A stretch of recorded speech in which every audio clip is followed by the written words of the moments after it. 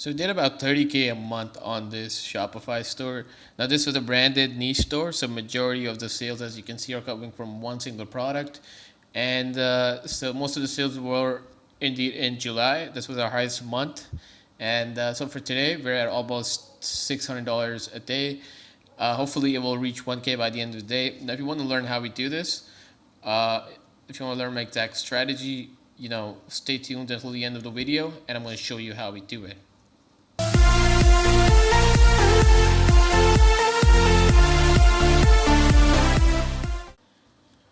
Alright guys, so let's jump into the strategies on this 30K a month Shopify store.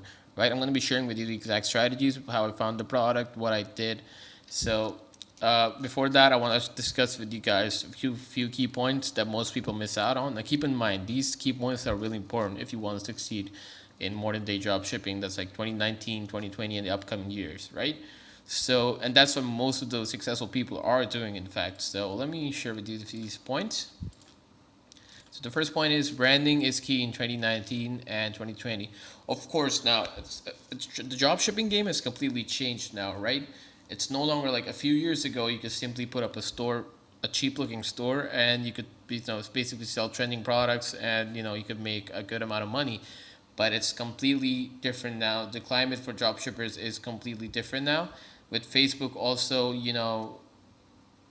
ripping down on drop shippers, and there's a lot of payment processors are also really hesitant now, because if you get a lot of chargebacks, you can pretty much say goodbye to your payment processor.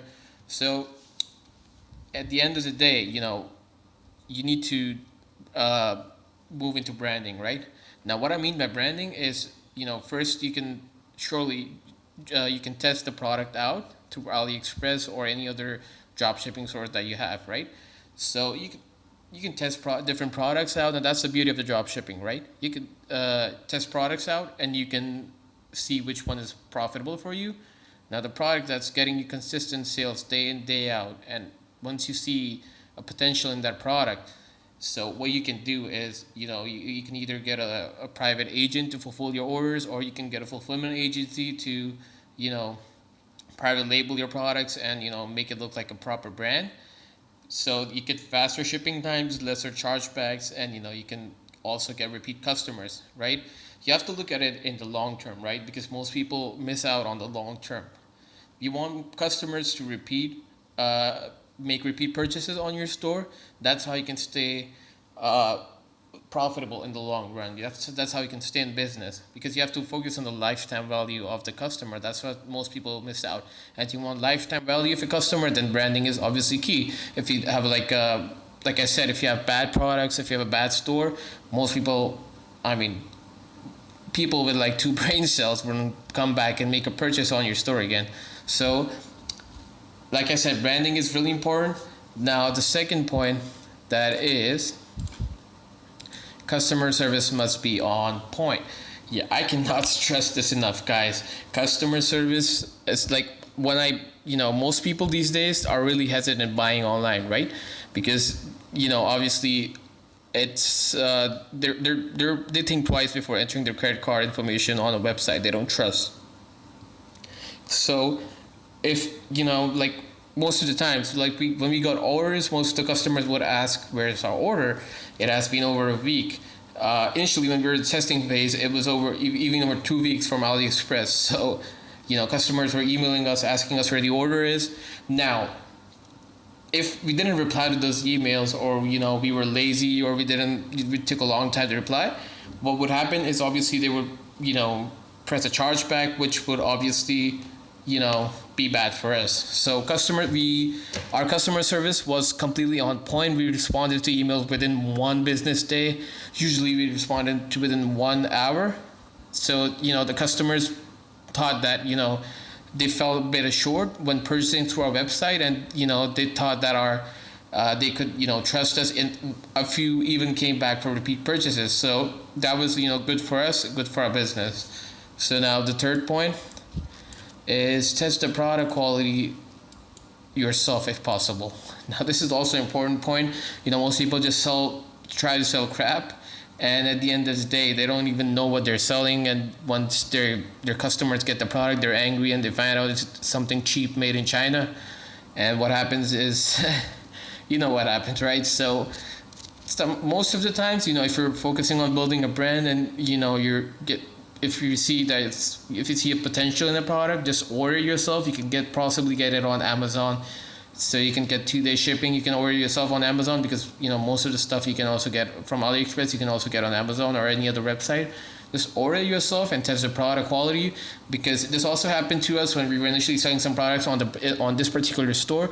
Those were not good, right? And we did not test those ourselves. But then later, when we received a few customer emails, they were like, they're told our product was not good, and it didn't work as described. So we had to switch to other products, and fortunately, there were no chargebacks, but we did had to refund them the money back, because obviously they would be mad and they might even press chargebacks. So you don't want that. Remember, chargebacks, you never want chargebacks in your business, because that can hurt a lot. Because I remember with Shopify payments, it was like if you had even 1% chargebacks, then they're gonna hold your money, and that's really bad for your business. Okay, so how I found the product, right? This is one of the most important part. So how I found the product, luckily there are a lot of ways for product research, but luckily I found the product. The product technically came on my feed, right? The product was a targeted ad, and then I saw various stores selling the same product, right? So I simply looked up that data, and thing was that when I looked up at Google Trends, it was at 100, it was completely at its peak at that moment. So this was the best time to sell this product.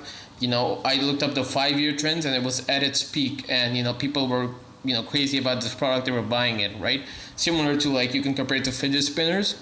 So it was I was really lucky when I hit this product. So I completely started researching on this. I built this completely micro-branded store, and I started testing this out. All right, so I'm gonna also share the product research criteria. So how you're gonna find these products, what criteria you should keep in mind. So let's see. Does the product solve a problem? If you're selling on Facebook. So, okay, sorry. First of all, I forgot this. There's a bit of different criteria for Google and Facebook, because on Facebook, you're selling to a cold audience, right? Whereas on Google, you're selling to a warm audience. This type of audience is already searching for your product, right? So they have a high buying intent, and they're more likely to buy. So there's a kind of a different criteria, but it's sometimes all of these apply to Google, both Google and Facebook. We're going to be discussing these all. So the first point is, obviously, does the product solve a problem? So if your product solves a problem, the rest of your job is to market it. You have to make the customer, you have to show the customer that you feel you feel their pain, and it can solve their problem, right? What problem does it solve? So if it solves a problem, that's a great plus on selling it. It works more on Facebook since cold audiences. If it solves a problem, you can have a good video ad, you can have a good ad copy. So it generally works better on Facebook. Right, so the second point is, does this product have a large target market? Right, so usually if you don't have a large target market for a product, it's kind of difficult to scale it, and then you're stuck with the product dies out pretty quickly, and then you have to move on to another product. Now, obviously you want you want a product that has a good target market, so this is also important.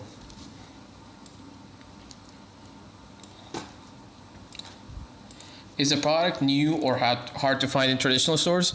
All right. So this is also one of the points that's more important for Facebook, right? So for Facebook, I would say if the product is, let's just say you're simply selling, basically you're selling a simple, let's just say, crockery item, right? Now anyone can find that in any traditional stores. Now think about it. Why would they order on your store and wait 4 weeks for it to arrive, right? 2 or 3 weeks for it to arrive, when they can just go onto the local store and buy it? If it's a simple product, I would definitely not recommend testing it on Facebook. I would, if it has a good search volume on Google and if it's trending somehow, then you could try it on Google. But for Facebook, if it's the product is pretty basic and easily found in the traditional stores, then I would definitely not recommend testing it on Facebook. All right, so this brings us to the fourth point. Is the product unique and impressive? Obviously, that's a bit related to the first point. But if the product is unique and you can market it in a way that you have a unique selling point, then it's much easier for you to sell that product, right? Now, are there any competitors doing well with this product? Now, one of the main ways that you can, find out if the product is doing well is to research about your competitors. Now, that's what I did with this product. I saw a lot of stores selling it. Once I clicked on the ads, I went through, I added to cart, and I was being targeted with similar ads soon by Facebook. So, if your competitors are doing well with this product, then that's a good sign. Definitely go ahead and test it out. And, just make sure that, you're not blindly jumping on these products. So, hopefully that makes sense. Now, is a product in an uptrend or downtrend, right? Let's just highlight in bold because this applies to both Facebook and Google, right?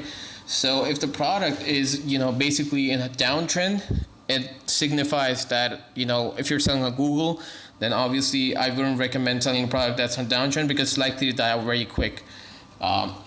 So if the product is on uptrend, then obviously it's a good time to go ahead and test that product.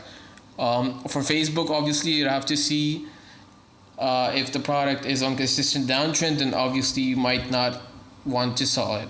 And if it's on uptrend, then go ahead once again and sell it try it on Facebook. Test the product out on Facebook. So now the last point, this is particularly for Google. The monthly search volume, if you're trying to sell a product, regardless if it's a problem-solving product or if it's just a basic traditional product, the monthly search volume should be at least 5,000. That's what I found. Most people say, the monthly search volume should be 2,000, but I would say 5,000. You need at least minimum 5,000. If you want to, if you think you want to scale with Google, that's what I found. Running ads on Google, that's the kind of products I tested. Basically, that I had, I tested basically 30K a month search volume products, but you can also, I would say 5,000 a month is enough to also test a product. All right, now we're at the ad strategy.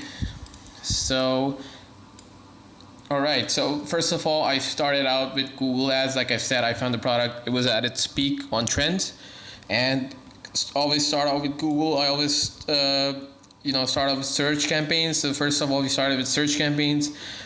First day we got 2 sales, and then after that we were consistently getting 2-3 sales a day, and so then we switched to shopping campaign as well, and at the same time we were running retargeting. We were retargeting ads on Facebook. We were retargeting everyone on, Google. That's that was visiting our store. So we target them on Facebook. Now this is really important. You have to if you're running Google, especially if you're running Google ads, you want to retarget warm audience, right? You want to make sure that you're retargeting them because they're already interested in your product and they're most likely to buy it, right? They're at the top of the sales funnel. You'll just have to convert them. That's the last step. So always remember to retarget warm audience when you're doing Google ads. And secondly, then once we had a lot of data with search ads, we moved on to shopping ads, then later smart shopping. And we were with this product, we were beating all our competitors. We were beating Amazon and we were beating bigger brands to appear on top of the search results because our SEO was on point, our product, everything was on point. So that's how we were getting, getting good quality traffic. So we were getting a fairly good conversion rate. Now this store had about 3% conversion rate, and so that was pretty much fine. Even though we could have gotten better conversion rate, but 3% was fine as well. We were still profitable. Now, out of this branded niche store, we identified one winning product. We saw that most people weren't buying these when browsing through our store. So we found this product and we scaled it separately on Google campaigns, and we also scaled on Facebook. We were after getting good data from Google, a good amount of data from Google, we ran lookalikes from website visitors to add to cart. Now, add to cart wasn't very profitable for us, but website visitors was really good. This is why I always recommend to test everything out. Now, most people, by logic, you would say that add to cart would be, add to cart lookalike would be better, since it's, those people are more into the funnel. But that's not always the case. You have to test and see which one is working best for you. So for us, website visitors was working well. So we're running lookalikes as well on Facebook. We tried cold interest as well, but cold interest wasn't very profitable. We had a really high cost per purchase, so we just stuck to lookalike audiences. So this is basically the strategy that we used on the store. So basically, that's this is all that you need to keep in mind when you're starting drop shipping and when you're starting a store. So remember the key points, like I said, and this because these are really important, right? After spending a lot on ads, that's how I figured it out, because it's really, drop shipping is like really competitive these days, if I'm being honest. So you have to keep this in mind. All right. So another thing that I want to talk to you guys about is our training program. We built custom Shopify stores as well for clients. So we build and design a fully branded store for you. If you want a general store, if you want a niche store, one product store, we can design it for you. And we can we spend actual time researching the products. Like most people that sell these pre-built stores, they'll just sell, they just add typical generic products, and they don't research it. But we spend actual time researching your product. You can let us know what niche you want to sell, or if it's like a general store, we'll still spend time researching products and adding them to your store. So we'll give you, like, with the store, we'll also give you 2 free consultation calls if you order a store through us. Like, I'm gonna give you 2 1-hour consultation calls with me. You can ask me anything and I'll help you regarding ads, basically anything you need with the store. So if you want the store, then you can visit the link in the description. I've this basically mentioned anything in the description, right, that you need. Now, about the training program, right, we also have a training program available. Now, in the training program, like I said, we build your store. You get access to our one-on-one training program where I personally offer you training. And then you get weekly one-on-one live calls to guide you through everything. You'll have access to me. We'll go through calls, jump on calls once or twice a week, where I will guide you through everything. I will teach you how to find winning products and what products to sell, how to run and scale Facebook and Instagram ads, how to find and work with the right Instagram, basically everything in drop shipping. And that also includes Google ads, right, which is really important these days because not a lot of drop shippers are using Google ads. It's like an untapped market. So you want to make sure that if signing up for the training, I would definitely recommend to sign up with the Google Ads training program. So I'm also going to share the strategy where how I outrank the big players like Amazon and Walmart to get ahead of my competition. So this is how we were ranking on the top of the page of the shopping page, as well as the search page as well. So I'm going to teach you some of the aggressive strategies that I use. So if you want to join the training program, once again, the link in the description. And if you want any help regarding your store, feel free to reach out to me directly and I will help you out. So, the messenger link for the Facebook page for Ecom97. Now we're fairly new to YouTube. So if you could subscribe to our channel, that would also be great because we're going to be releasing new content, obviously, regarding drop shipping. Completely transparent content, no BS, stuff like that. If you want to reach directly to me, you can reach through the messenger link in the description, and if you have any questions, I'll be happy to answer them. All right, I hope you guys have a great day, and good luck, best of luck with your drop shipping journey. All right, bye.